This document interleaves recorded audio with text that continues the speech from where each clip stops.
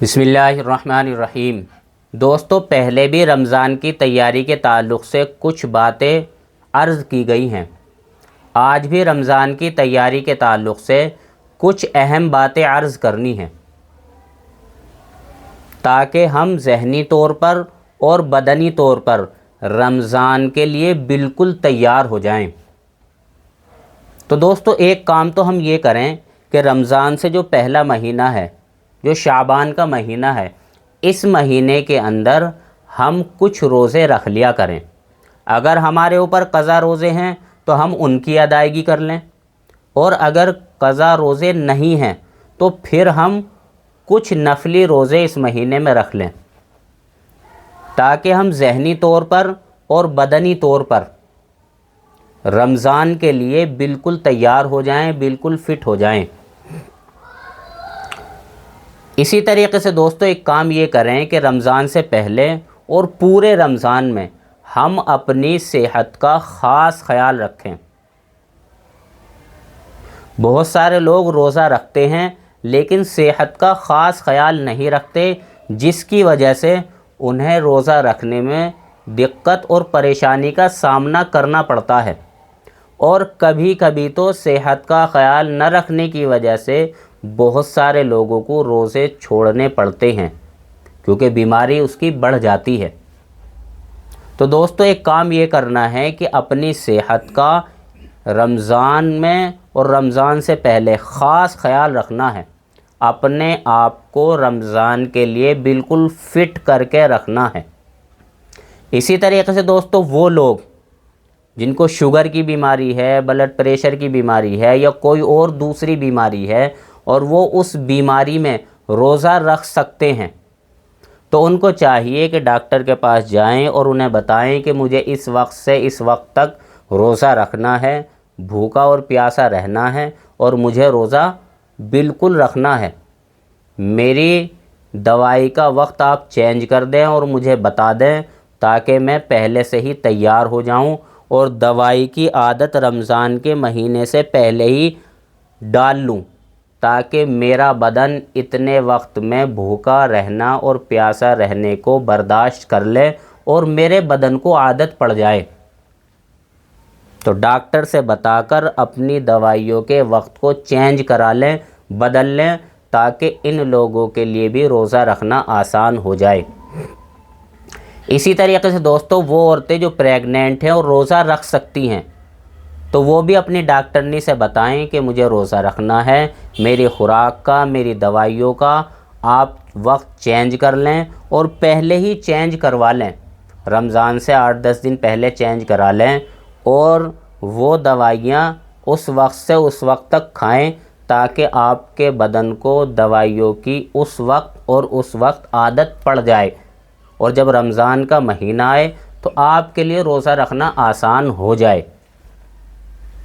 इसी तरीके से दोस्तों, जो लोग नशा करते हैं वो बिल्कुल नशा छोड़ दें, और अगर नशा नहीं छोड़ते तो उन्हें ये ख़ास ख्याल रखना है, अपने आप को तैयार करना है और ये ध्यान रखना है कि हमारा ये नशा हमारे रोज़े के आड़ नहीं बनना चाहिए।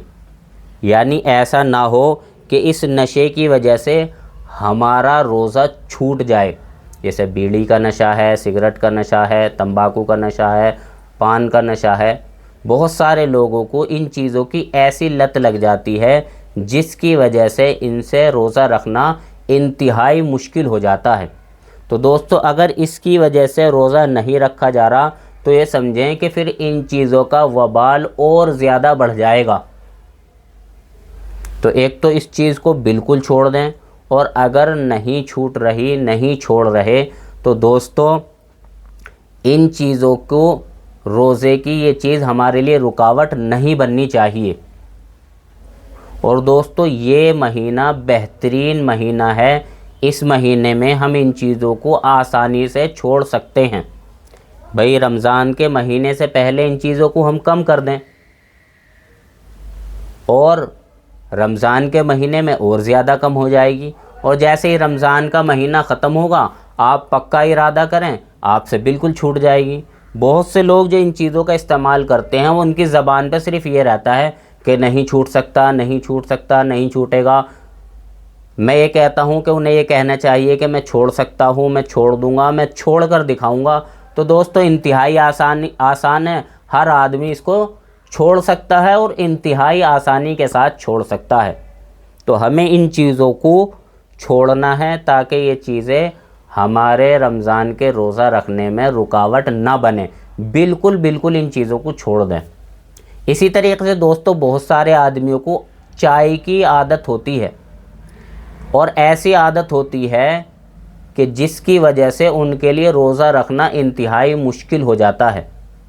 تو ان لوگوں کو بھی چاہیے کہ اپنی چائے کی عادت کو بدلیں، صبح میں پئیں اور شام میں پئیں، اور سویرے پئیں یعنی صبح فجر سے پہلے پی لیں، اور رات کو پی لیں، رات کو 3-4 بار پی لیں۔ لیکن رمضان کے مہینے سے پہلے ہی اس عادت کو ہم بدلیں تاکہ جیسے ہی رمضان کا مہینہ آئے ہمارے لیے روزہ رکھنا آسان ہو جائے۔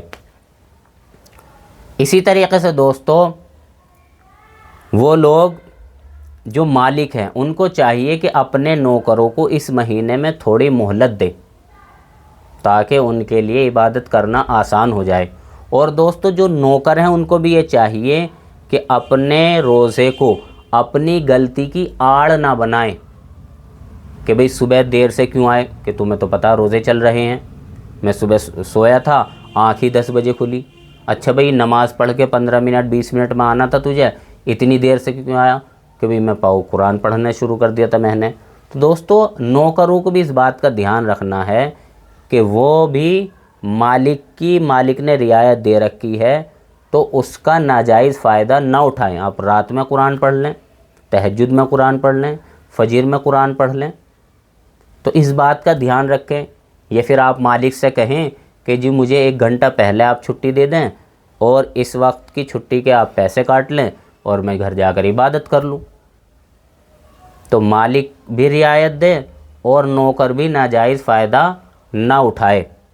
اسی طریقے سے دوستو پکا ارادہ ہم کر لیں کہ ہمیں ہر حال میں روزے رکھنے ہیں۔ جو پکا ارادہ کر لے گا اس کے لیے روزہ رکھنا انتہائی آسان ہو جائے گا۔ تو دوستو یہ کچھ اہم باتیں ہیں جو میں نے آپ کے سامنے عرض کر دی، ان کو ہم پہلے سے ہی رمضان کے مہینے سے پہلے ان چیزوں کی تیاری کریں گے تو دوستو رمضان کے روزے رکھنا ہمارے لیے انتہائی آسان ہو جائے گا۔ اللہ تعالیٰ صحیح سمجھ کی توفیق نصیب فرمائے۔ وآخر دعوانا الحمدللہ رب العالمین۔